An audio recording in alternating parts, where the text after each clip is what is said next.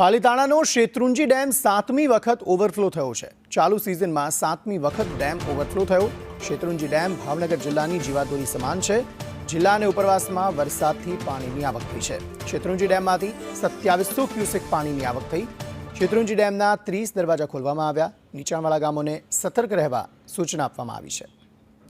ભાવનગર જિલ્લાનો જીવાદોરી સમાન શેત્રુંજી ડેમ ફરી એક વખત ઓવરફ્લો થયો છે। ઉપરવાસમાં પડેલ ભારે વરસાદને કારણે શેત્રુંજી ડેમમાં સતત પાણીની આવક શરૂ થઈ છે। સતત પાણીની આવકને લઈને ડેમના 30 દરવાજા ખોલવામાં આવ્યા। શેત્રુંજી ડેમમાં હાલ 2700 ક્યુસેક પાણીની આવક શરૂ થઈ છે। શેત્રુંજી ડેમનું પાણી નદીના પટમાં છોડવામાં આવતા 17 ગામોને એલર્ટ મેસેજ જાહેર કરાયો છે, જેમાં પાલિતાણા તાલુકાના 5 ગામો અને તળાજા તાલુકાના 12 ગામોને એલર્ટ કરાયા। નદીના પટમાં અવરજવર ન કરવા તંત્ર દ્વારા તાકીદ કરવામાં આવી। રાત્રે ડેમના તમામ દરવાજા ખોલી નાખવામાં પણ આવ્યા હતા। રાકેશ તાગઠિયા વધુ માહિતી આપી રહ્યા છે। જી રાકેશ।